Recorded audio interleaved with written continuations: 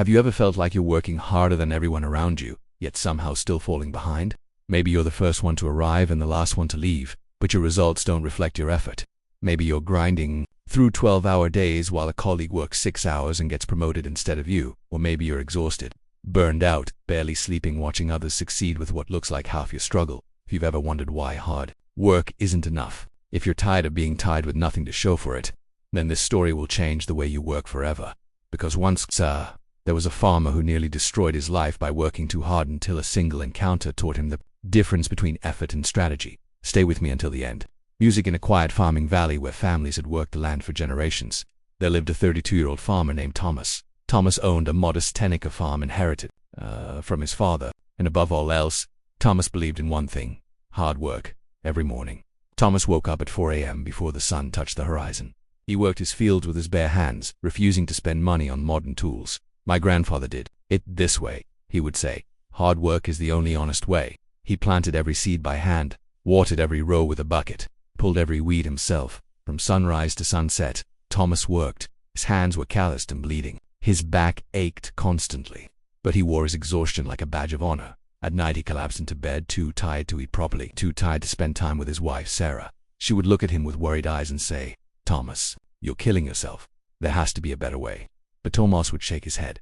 "Success requires sacrifice," he'd say. "Hard work never fails. I just need to work harder." The neighboring farmers watched Thomas with a mix of admiration and pity. "That man works like 3 men," they'd say. If hard work alone created wealth, Thomas would have been a millionaire. But the truth was darker. Despite working twice as many hours as his neighbors, Thomas's farm barely survived. Every harvest was a struggle. Every season pushed him closer to debt. His crops were average. His yield was mediocre, and worst of all, he had no life outside of work. Next to Thomas's farm lived another man named Richard. Richard was the same age, same size farm. He even started with less money. But something was different. Richard worked from 8 a.m. to 2 p.m., just 6 hours a day. He used modern irrigation systems, hired part-time help during harvest, spent his evenings reading, resting, and traveling with his family, and somehow, Richard's farm produced twice what Thomas's did. That fact haunted Thomas every single night. Then came the drought. A brutal summer hit the valley. Water became scarce. Every farmer faced the same problem: how to keep crops alive with limited resources. Thomas decided to work even harder. He woke up at 3 a.m. instead of 4. He carried water from a distant well 50 buckets a day. His body screamed in protest, but he pushed through. "Hard work never fails," he repeated like a prayer. Meanwhile, Richard simply adjusted his irrigation system, watering during cooler hours, minimizing evaporation, wasting nothing. On the 10th day of this routine, something inside Thomas broke. He was carrying his 40th bucket when his vision blurred. His legs gave out. The bucket slipped from his hand, spilling precious water into the dust. Thomas collapsed to his knees, gasping for air, his heart pounding irregularly. That Sarah found him there, collapsed between rows of dying crops. The doctor didn't sugarcoat it. "Your body is shutting down. You're dehydrated, sleep-deprived, and on the edge of a heart attack. If you continue like this, you won't make it to the next harvest." That night, lying in bed with IV fluids dripping into his arm, Thomas stared at the ceiling and felt something new. Defeat. Not defeat from the drought, not from circumstances, but from the realization that his entire belief system might be wrong. "I did everything right," he whispered. "I worked harder than anyone. I sacrificed everything. Why am I failing?" Sarah held his hand and said softly, "Maybe, my love, hard work isn't the answer. Maybe there's something you haven't learned yet."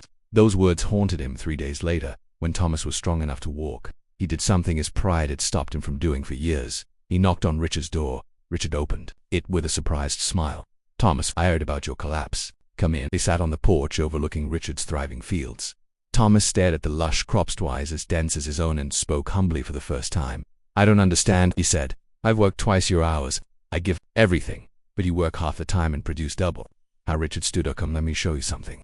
Inside the tool shed, Richard picked up 2 axes, one old and dull, the other sharp and gleaming. "Imagine 2 woodcutters," Richard said. "The first swings for 12 hours straight, never stopping. He believes more effort equals more results." He handed Thomas the dull axe. "Try." Thomas swung. The axe barely made a dent. After 10 swings, he was exhausted, and Richard picked up the sharp axe. 1 swing. Deep cut. 3 more swings and the log split in half. "The second woodcutter stops every hour to sharpen his axe," Richard said. "He's mocked for wasting time, but by the end of the day, he's cut twice as many trees." Richard looked Thomas in the eyes. "You've been swinging a dull axe for years, wondering why your hands bleed. But the tree won't fall. Then Richard explained 3 principles. First, systems over effort. I don't carry water in buckets. I built a drip irrigation system. It works while I sleep. Second, focus over hustle. I grow 2 crops that thrive here. You grow 5 and master none. Third, rest is part of the strategy.